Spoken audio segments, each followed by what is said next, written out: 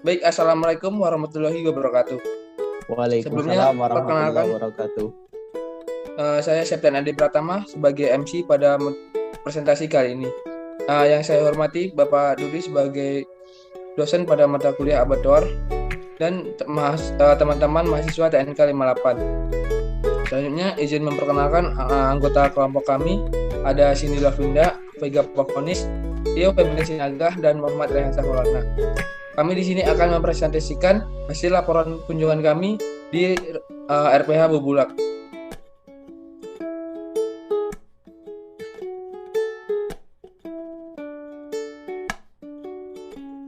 Selanjutnya untuk pemaparan hasil laporan kami akan disampaikan oleh teman-teman saya.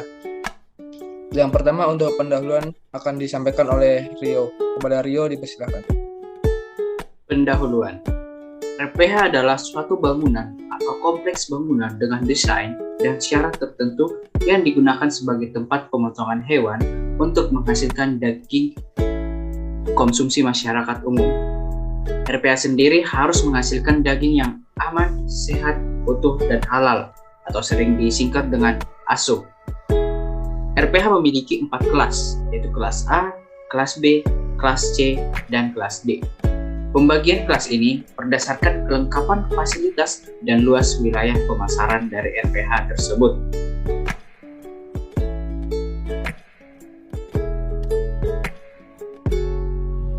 Adapun identitas RPH yang kami kunjungi yaitu adalah namanya RPH UPTD RPH Bubulak yang beralamat di Jalan HM Syarifuddin nomor 38 RW 02 RW 01, Bubulak, Kecamatan Bogor Barat, Kota Bogor, Jawa Barat.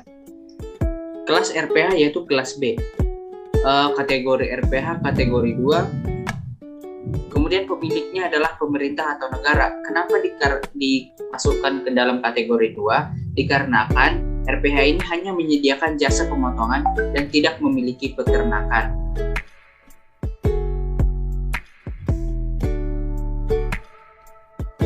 Kemudian untuk struktur dan besaran tarif pada RPH ini, teman-teman dapat melihat atau memperhatikan dari tabel yang kami sediakan di depan ini atau kolom yang kami sediakan di depan ini.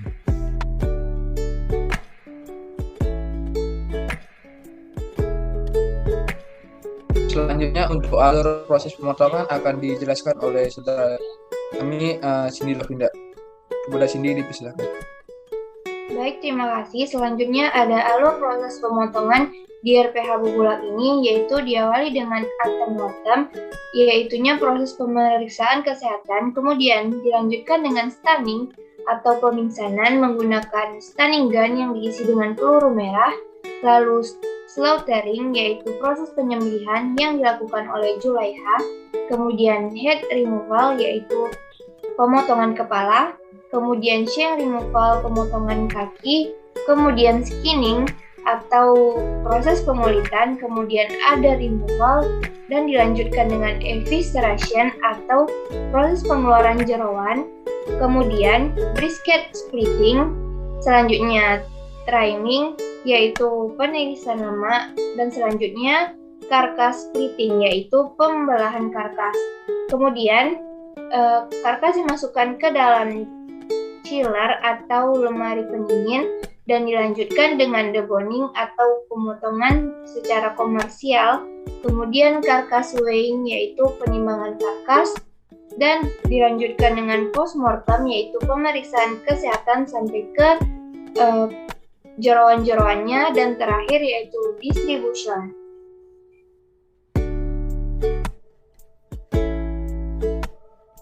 Untuk transportasi dan pengolahan limbah akan dijelaskan oleh saudara Vega. Kepada Vega dipersilakan.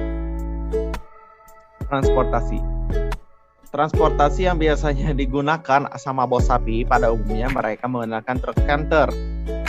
Sedangkan transportasi yang digunakan bos daging pada umumnya menggunakan L300 atau mobil dugul atau biasa disebut dengan nama truk kontainer. Bos sapi dan daging menyediakan transportasinya sendiri. Kemudian kita lihat ke pengolahan limbahnya ya. Limbah padat akan dikeringkan lalu diolah menjadi oleh petani dan dijadikan pupuk. Contoh limbah padat itu adalah bisa feses, bisa jerohan, tapi umumnya feses yang dijadiin pupuk. Sedangkan limbah cair seperti darah akan difiltrasi menggunakan formalin dan klorit atau kaporit, lalu dialirkan ke sungai. Kenapa? Karena darah adalah sumber penyakit dan banyak penyakit yang menular melalui darah, sehingga bisa mencemari lingkungan jika dialirkan ke sungai tanpa proses filtrasi dulu. Makanya darah tersebut disterilkan dengan formalin atau klorin biar aman dan tidak menularkan penyakit.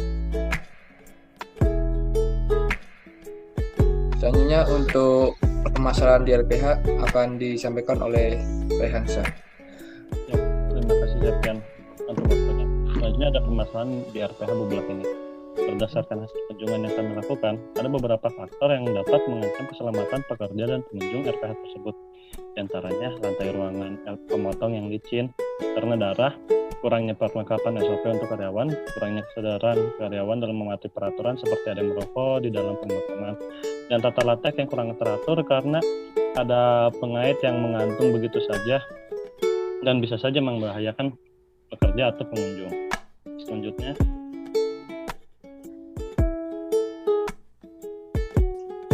ada saran dan inovasi dari kami. Yang pertama itu lantai miring ke kanan dan kiri, jadi di tengahnya itu lebih tinggi dan kedalaman kanan dan kirinya itu sedalam 1-3 cm. Lubang drainase di kanan dan kiri. Lalu diberi jalur buat jalan untuk pekerja seperti trotoar dengan tinggi 5 cm yang letaknya berada di sebelah kanan dan kiri dalam bangunan atau di pinggiran bangunan. Pihak RPH harus menyediakan SOP yang lengkap agar keselamatan pekerja terjamin. Pihak RPH harus lebih tegas dalam menegakkan peraturan dan pekerja juga harus mengerti konsekuensinya. Terima kasih teman-teman yang sudah menyampaikan hasil laporan kita. Selanjutnya ini adalah dokumentasi kami ketika kunjungan di RPH Bubulak. Mungkin sampai di sini presentasi kami. Apabila ada salah dari kami mohon maaf. Saya akhiri dengan Assalamualaikum warahmatullahi wabarakatuh. Waalaikumsalam warahmatullahi wabarakatuh.